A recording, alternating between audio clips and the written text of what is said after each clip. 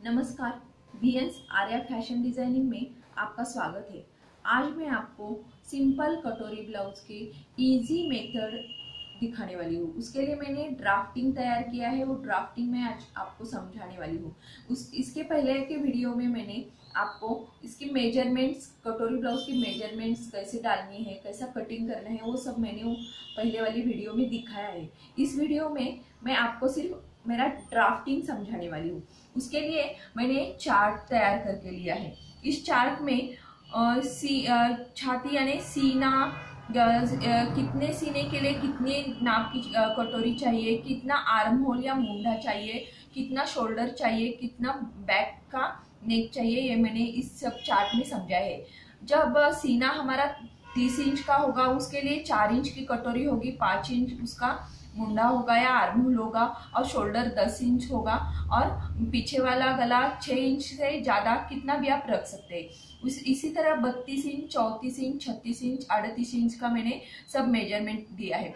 और 40 इंच और उससे ज़्यादा वाले सीने के लिए कटोरी 6.5 इंच की, मुंडा या आर्म होल 6.5 इंच, और शोल्डर 11 इंच, और पीछे वाला नेक हमारे चार्ट के अनुसार हम ज्यादा कम लंबाई का रख सकते हैं। चलो मैं आपको ये ड्राफ्टिंग समझाती हूँ। यहाँ से ये पूरा मेरे ब्लाउज का ड्राफ्टिंग है, आगे वाले पार्ट का, आगे वाले हिस्से का है। उसके पीछे ही ये मैंने पेपर डबल लिया है, इसके पीछे हमारा बैक का हिस्सा भी निकलेगा। अब ये है पूरी लेंथ, ब्लाउज की ये पूरी लेंथ है।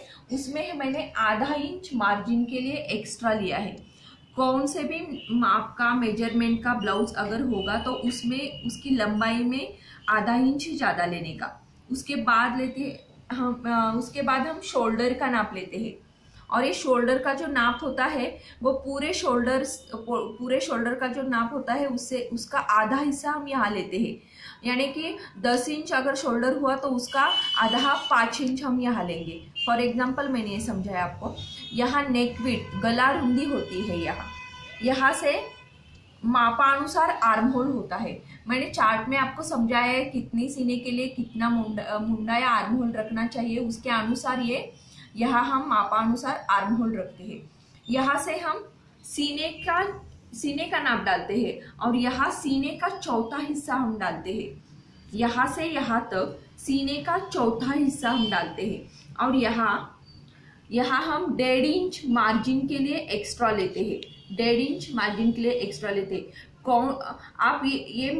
आप मेरी ये बात ध्यान में रखिए। कौन सा भी अगर सीने का माप हो या ब्लाउज का माप हो, उसकी लंबाई में, उसके सीने में, उसके कमर में सब मार्जिन एक जैसा ही हम रखते हैं। यहाँ हम कमर का चौथा हिस्सा डालते हैं। यहाँ से यहाँ तक कमर का चौथा हिस्सा होता है, और यहाँ 2.5 इंच हम मार्जिन के लिए एक्स्ट्रा लेते हैं।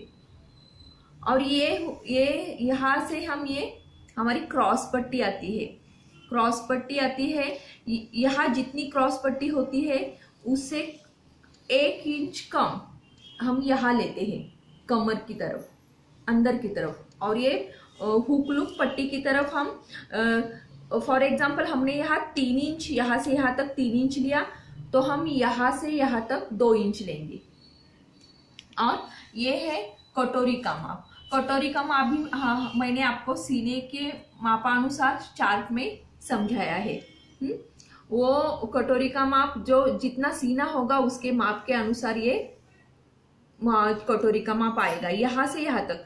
फॉर एग्जाम्पल कटोरी हमारी 5 इंच की होगी, तो यहाँ से इस पॉइंट तक हम 5 इंच लेंगे। यहाँ से यहाँ तक 5 इंच लेंगे। और यहाँ आगे वाला जो नेक होता है उसमें ये जो ट्रायंगल हमारा बना है, इस ट्रायंगल के ऊपर 1 इंच या 1.25 इंच तक हम एक पॉइंट लेंगे, 1 या 1.25 इंच तक पॉइंट लेंगे। और इस पॉइंट से कटोरी के इस पॉइंट में, कटोरी के शेप में हम ये दोनों पॉइंट जोड़ देंगे,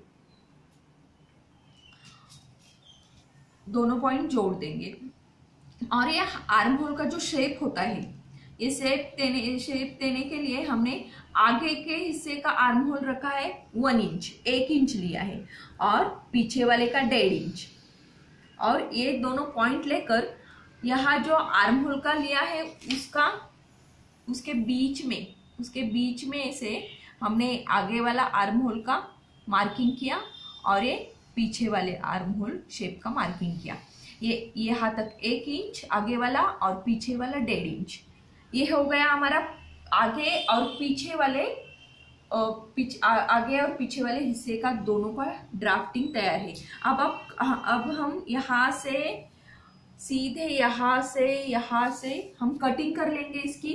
फिर उसके बाद में हम पीछे वाला हिस्सा यहाँ निकालेंगे, साइड को निकालेंगे, और ये पीछे वाला हिस्सा है वो साइड को निकाला हमने, और ये जो आगे वाला हिस्सा है उसका नेक यहाँ से कटिंग किया, नेक कटिंग किया, फिर यहाँ से कटोरी कटिंग की, और यहाँ से क्रॉस पट्टी कटिंग की, और यहाँ से आर्म होल का जो शेप होता है आगे का वो बैक वाला हमने कटिंग कर लिया। इस तरह से हमारे क्रॉस पट्टी, कटोरी और ये साइड का भाग ये सब अलग अलग हो गए। ये पीछे वाला टक्स होता है। ये पीछे वाला जो टक्स है वो शोल्डर के बीच में से, बराबर शोल्डर के बीच में से, यहाँ से मैंने नीचे से 3.5 इंच तक ये पॉइंट लिया है, और यहाँ से आधा और यहाँ से आधा 1 इंच का यहाँ से मैंने ये बैक का जो टक्स है वो मैंने मार्किंग कर लिया है। इस तरह ये पीछे वाला हमारा नेक शेप भी मैंने कटिंग कर लिया है। हमारे जितना हमें चाहिए उतना हम बैक का नेक ले सकते हैं। यह हमारा बैक के नेक का भी कटिंग हो गया। ये बैक का पार्ट है और आगे वाला पार्ट मैंने आपको दिखाया है। जिस तरह से मैंने आपको बताया था वो ड्राफ्टिंग, अब मैं कटिंग कैसे करना है वो आपको दिखाती हूँ। यहाँ से पीछे वाला हिस्सा हमने कटिंग करके लिया है। अब ये आगे वाला हिस्सा है वो यहाँ से ध्यान से देखिए आप।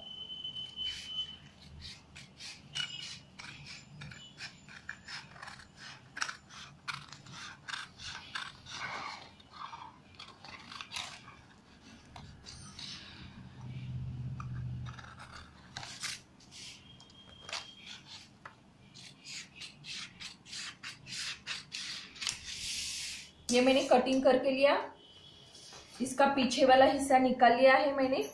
अब ये जो आगे वाला हिस्सा है इसका नेक, कटोरी, क्रॉस पट्टी और ये आर्म होल का शेप है वो मैं कट करके लेती हूँ। ये देखिए ये मैंने आगे का नेक कट कर लिया। ये हुआ मेरा आगे का नेक का कटिंग। अब मैं क्रॉस पट्टी का कटिंग करती हूँ।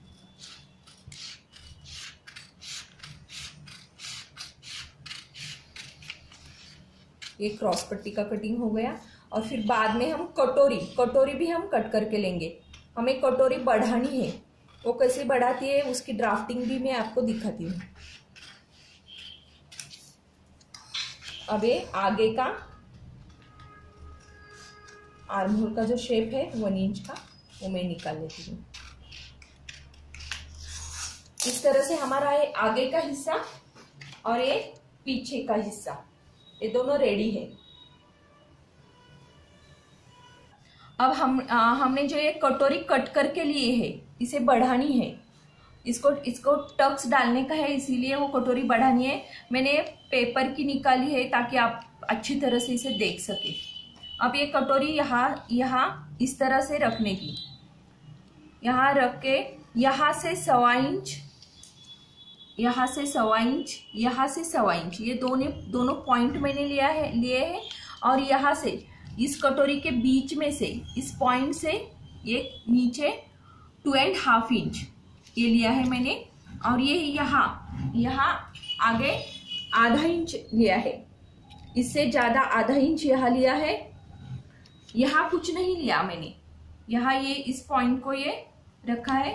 और यहाँ से 1.25 इंच, यहाँ से 1.25 इंच, और यहाँ से 2.5 इंच, 2.5 इंच, और यहाँ से आधा इंच। इस तरह से मैंने ये पॉइंट लेकर ये पॉइंट जोड़ दिए हैं। और यहाँ से यहाँ तक ये दोनों पॉइंट भी मैंने जोड़ दिए हैं। इस तरह मैंने एक कटोरी बढ़ाई है। कटोरी कैसे बढ़ानी है ये मैंने मेरे पिछले वाले वीडियो में भी आपको दिखाया है। और उसके बाद में हम क्रॉस पट्टी का देखते हैं। क्रॉस पट्टी जो होती है वो क्रॉस पट्टी भी हमें आधे इंच से बढ़ानी पड़ती है। क्रॉस पट्टी कटोरी को और नीचे वाली क्रॉस पट्टी को हम जोड़ देते हैं, इसीलिए हमें मार्जिन के लिए उसमें आधा इंच ज़्यादा लेना पड़ता है। इसीलिए ऐसे कटोरी रखते हुए हमने नीचे आधा इंच ज़्यादा बढ़ाया है। ये आधा इंच ज़्यादा बढ़ाया है। ये हो गई हमारी बढ़ाई हुई कटोरी और बढ़ाई हुई क्रॉस पट्टी तैयार है। अब मैं आपको स्लीव्स का ड्राफ्टिंग दिखाती हूँ। ये मैंने पेपर का डबल फोल्ड लिया है। यहाँ से स्लीव्स की मैंने लंबाई ली है। ये मैंने स्लीव्स की पूरी लंबाई ली है। लंबाई प्लस 1.5 इंच, किसी भी नाप की अगर स्लीव्स हो तो उसमें हमें 1.5 इंच ज़्यादा रखना पड़ता है। हमें यहाँ एक फोल्ड लगाते हैं हम ब्लाउज के बॉटम, स्लीव्स की जो बॉटम होती है वहाँ एक फोल्ड लगाते हैं 1 इंच का। उसके लिए हमें 1.25 इंच यहाँ ज़्यादा लगता है और ऊपर की तरह मार्जिन के लिए हमें 1.25 इंच ज़्यादा लगता है। इसीलिए हम लंबाई में 1.5 इंच ज़्यादा लेते हैं।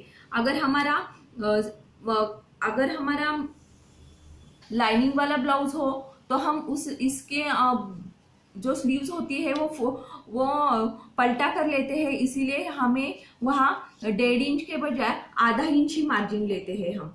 वो आप हमारे लाइनिंग वाले ब्लाउज के कटिंग के वीडियो में आप देख सकते हैं। यहाँ से मैंने आर्म होल जितना लिया है उतना ही यहाँ मैंने ये स्लीव्स का ये मेजरमेंट लिया है। जितना आर्म होल लिया है, हमारा आर्म होल 5 हो तो यहाँ से यहाँ तक मैंने 5 लिया है। लेते हैं हम 6 हो तो 6 लेते हैं। जितना आर्म होल का नाप है उतना हम यहाँ से यहाँ तक लेते हैं। और यहाँ से यहाँ ये जो आर्म होल डेप्थ होती है वो 3 से 3.5 इंच तक हम लेते हैं। स्लीव्स की लंबाई ज्यादा हो, 7 इंच से अगर ज्यादा हो तो उसमें 3.5 इंच हम ले सकते हैं, मगर कम हो तो हम 3 इंच लेते हैं। और यहाँ से इसके आगे मैंने 1.5 इंच मार्जिन के लिए ज्यादा लिया है, 1.5 इंच। और ये जो आर्म होल जितना है उतनी ये लिए है हमने लंबाई। उसके बीच में से सेंटर में से एक पॉइंट निकाल के उसके सेम 3 पार्ट किए हैं, 1, 2 और 3। और यहाँ से हमने स्लीव्स का उसको शेप दिया है। ये पीछे वाला शेप और ये आगे वाला शेप हमने दिया है। नीचे हमने बाई किया स्लीव्स की गोलाई का आधा लिया है यहाँ, और यहाँ उसमें भी 1.5 इंच हमने मार्जिन के लिए लिया है। और यहाँ से यहाँ तक हमने 1.25 इंच की एक लाइन, सीधी लाइन खींची है। और यहाँ से स्लाइटली एक लाइन ली है। और ये फोल्ड करते हैं ना हम स्लीव्स का, जो नीचे वाली जो पट्टी फोल्ड करते हैं उसके लिए मैंने स्लाइड से ये लाइन ली है। और ये सब हमारा पूरा स्लीव्स का भी ड्राफ्टिंग रेडी है। अब मैं उसका कटिंग दिखाती हूँ। हम यहाँ से स्लीव्स पूरी कट करके लेते हैं। यहाँ से आगे वाला हिस्सा भी हम कट कर लेते हैं। अगर आपको मेरा ये वीडियो अच्छा लगे तो प्लीज़ लाइक करें, शेयर करें और सब्सक्राइब करना मत भूलिए। और मेरा नेक्स्ट वीडियो के लिए आप मुझे सब्सक्राइब करना मत भूलिए। Thank you.